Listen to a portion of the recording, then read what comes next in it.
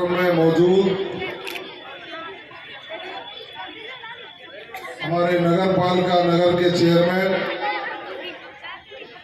भाई रामोतार जी, वरिष्ठ समाज सेवी आदरणीय काशीराम भगत जी, हमारे सबके श्रद्धे बड़े भाई डॉक्टर लक्ष्मण सिंह जी,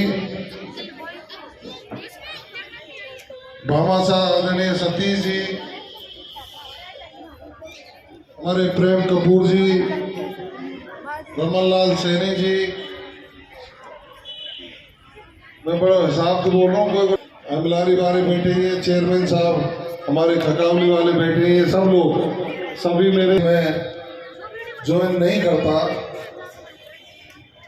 आदरणीय निहाल जी खकावली साहब, अरे रह जाए, निहाल जी बैठे हैं, हमारी सब्जी मंडी की टीम बैठी है पूरी।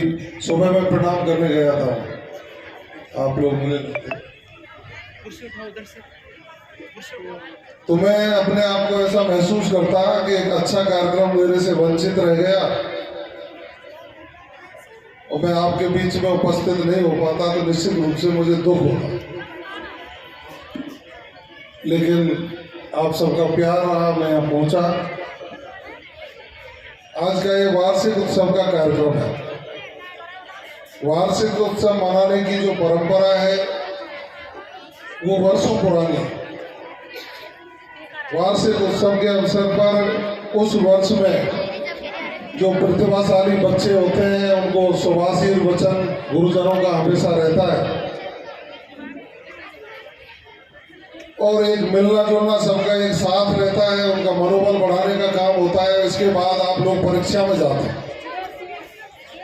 और परीक्षा में जाने के लिए अच्छे माहौल में अच्छे संदेश के बाद एक अपना मन एकाग्रचित करके आने वाली परीक्षा को कैसे पास करें, पास ही नहीं करें, अच्छे अंकों से कैसे उसको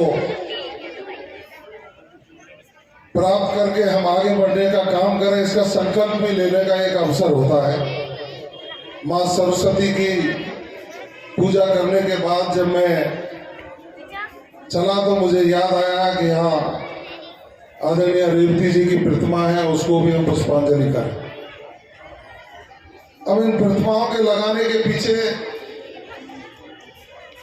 बहुत बड़ा भाव है और उस भाव का हमको और आपको अपने जीवन में आत्मसात करना चाहिए कि जो हमारे देवी देवता हुए या महापुरुष हुए या भामाशाह हुए, अच्छे विद्वान हुए, उनकी प्रतिमाएं लगाने के पीछे यही कारण है कि हम उनका जब दर्शन मात्र करें तो हमारे दिल में भाव आए कि इन लोगों ने इस देश और समाज के लिए एक ऐसा कोई उल्लेखनीय कार्य किया है जिससे आज इनको याद करते हैं। तो क्यों ना हम इनका अनुसरण करके इनके पदचिन्हों पर चल के हम भी कोई ऐसा काम करें जिससे आने वाली पीढ़ियां हमको याद करें।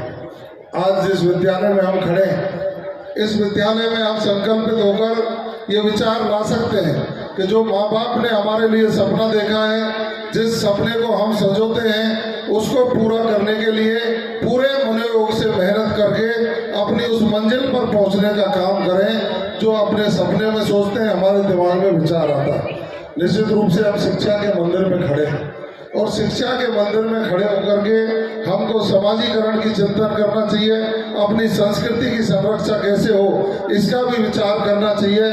संस्कृति की संरक्षा करते हुए, रक्षा करते हुए और अपने समाजीकरण की व्यवस्था की पालना करते हुए अपनी मंजिल पर कैसे पहुंच सकते हैं, इसके लिए हमको विचार निश्चित रूप से करना चाहिए।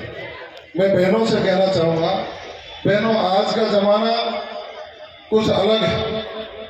हम भारत में जीने वाले लोगों को भारतीय संस्कृति की अनुपालना में अपने आप को संस्कारवान बनने की आवश्यकता है, क्योंकि आज जिस तरह से विश्व पटल पर हम देख रहे हैं, टेक्नोलॉजी का जमाना आया है। इस टेक्नोलॉजी के ज़माने में हम विभिन्न उपकरणों से अपना ज्ञान वर्धन करने का काम करते हैं, लेकिन हमें ध्यान रखना चाहिए कि कहीं वो उपकरण कोई दूसरे कार्यों में समय व्यतीत तो नहीं हो रहा।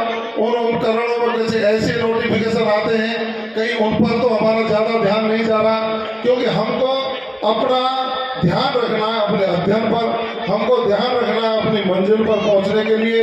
इसलिए हम सबको विचार करना चाहिए कि हम उस देश में जीते हैं जो वेदों पुराणों की परंपराओं से चलने वाला देश है। हम उस देश में जीते हैं जो ऋषियों मुनियों की परंपराओं पर चलने वाला देश है। हम उस देश में जीते हैं जो गुरु परंपरा, गुरु शिष्य परंपरा को आगे बढ़ाने वाला देश है। इसलिए भारतीय संस्कृति को विश्व में सर्वश्रेष्ठ संस्कृति माना जाता है और भारतीय संस्कृति में निश्चित रूप से ऐसी वो सारी व्यवस्थाएं हैं कि परिवार को कैसे चलना है, भाई बहन के बीच में क्या रिश्ता होना चाहिए, हमारे परिवार के चाचा ताऊ मामा फूफा फूफी के बच्चों के बीच में क्या रिश्ता होना चाहिए, आम समाज के व्यक्तियों के बीच में हमको कैसे रहना चाहिए। कुल मिलाकर के अपने आप को सुसंस्कारित करके आगे बढ़ने का संकल्प लेंगे तो अपने माँ बाप का नाम रोशन होगा, अपने इलाके का नाम रोशन होगा, खुद का आपका मन भी शांत रहेगा। शांत रहेगा तो आगे बढ़ने में कोई बाधा नहीं आएगी। ऐसा मेरे दिल में विचार आता है जो मैंने आपके बीच में कहा है। कई लोग प्रतिस्पर्धा करके विदेशी संस्कृति को अपनाने को लालायित रहते हैं, पाश्चात्य संस्कृति से प्रभावित होकर के अपनी व्यवस्थाओं को बिगाड़ने की ओर लोग बढ़ते हैं। युवा दिशा भटकने की ओर जाता है तो ये गुरु ही है जो हमको सही रास्ते पर लाने का काम करते हैं। मैं आपको 2-3 बातें कहूँगा। विश्व में यदि सबसे पहले कहीं विश्वविद्यालय की स्थापना हुई, हमारी बहनें कुछ 10वीं 11वीं 12वीं में पढ़ रही, वो समझ रही होंगी विश्वविद्यालय क्या होता है। विश्व में कहीं भी विश्वविद्यालय संस्था से बनेंगे तो संस्था से बनवाएंगे, इस पैसे को लैब में लाइब्रेरी में यूज करेंगे, और उससे नहीं बनेंगे तो 4 कमरे विधायक कोटे से बनेंगे। आप सबने स्वागत किया, सम्मान किया, इसका मैं हृदय से आभारी।